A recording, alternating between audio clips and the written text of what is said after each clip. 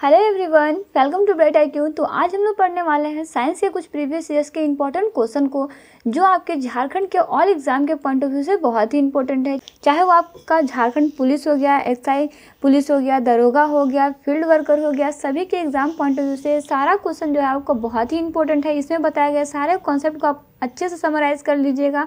ये सारा क्वेश्चन आपका previous year plus repeated question है, जो आपके एग्जाम में मैच कर सकते हैं।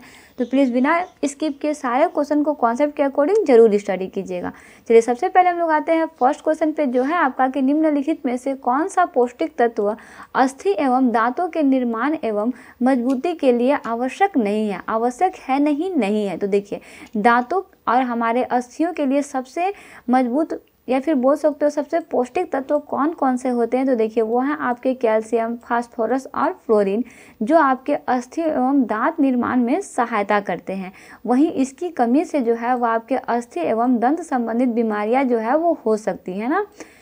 जबकि आयोडीन जो है वो आपका थायराइड ग्रंथि के निर्माण में उपयोग होता है। इसलिए इसका करेक्ट आंसर क्या हो जाएगा, तो वह है आपका आयोडीन। आयोडीन किस चीज़ के लिए काम करता है, तो वह आपका थायराइड ग्रंथि के नियंत्रण में उपयोग किया जाता है। यानी ऑप्शन डी जो है इसका करेक्ट आंसर हो जाएगा।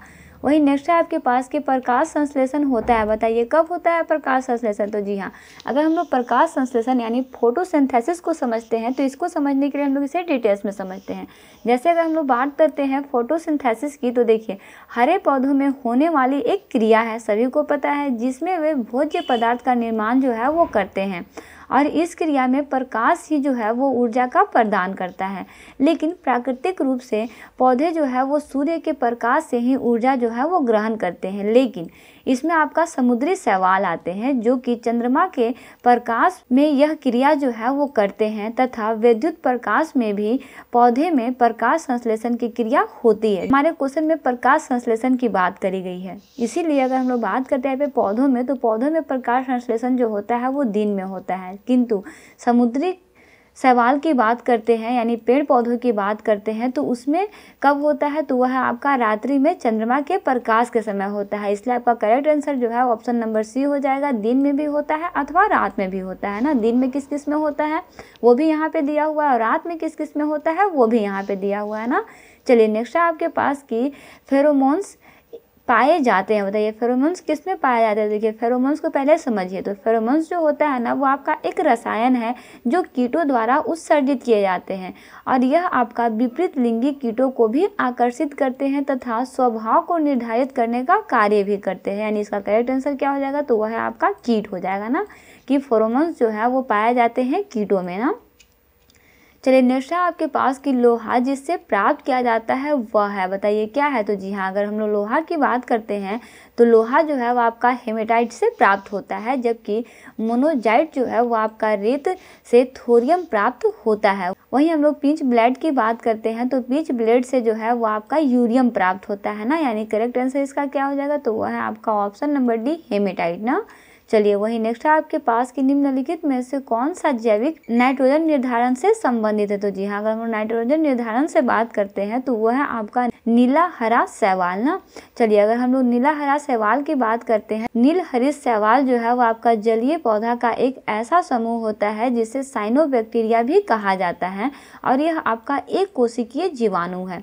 इन जीवाणु को धान की फसल के लिए वायुमंडलीय नाइट्रोजन को भूमि से संस्थापित करने के उद्देश्य से उपयोग में जो है वो लाया जाता है। ये आपका बहुत इंपॉर्टेंट है कि किस चीज़ के लिए और कैसे ये उपयोग में लाया जाता है। वही नील हरित शैवाल जो है वो आपका प्रकाश संश्लेषण में ऊर्जा ग्रहण करके वायुमंडलीय नाइट्रोजन का भूमि में स्थानांतरित जो है वो करते हैं ना।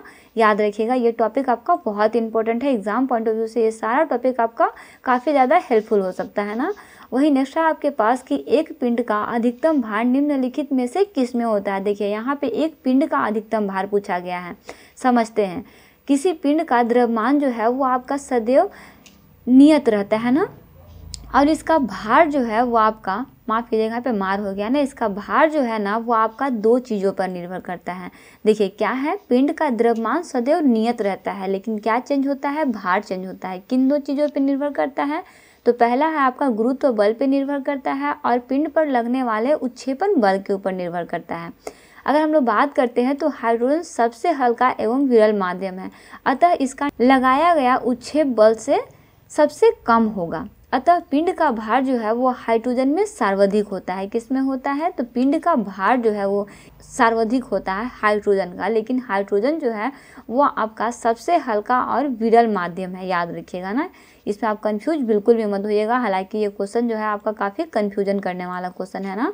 चलिए नेक्स्ट है आपके पास कि जब किसी झील की तली से उठकर वायु बुलबुला ऊपरी सतह पर आएगा तो इसका आकार क्या होगा, बताइए। तो जी हाँ, अगर हम लोग इसके आकार की बात करते हैं तो याद रखिएगा कि जब वायु का बुलबुला झील की तली से उठकर ऊपर की ओर आने लगता है तो तली में अपेक्षा ऊपर की ओर दाब जो है वो घटने लगता है, जिसके कारण वायु के बुलबुले का आयतन जो है वो बढ़ जाता है। यहाँ पे भी आपके पास पूछा गया है उसका आकार, तो उसका आकार क्या हो जाएगा? बढ़ जाएगा ना, क्योंकि इसका आयतन जो है वो बढ़ रहा है।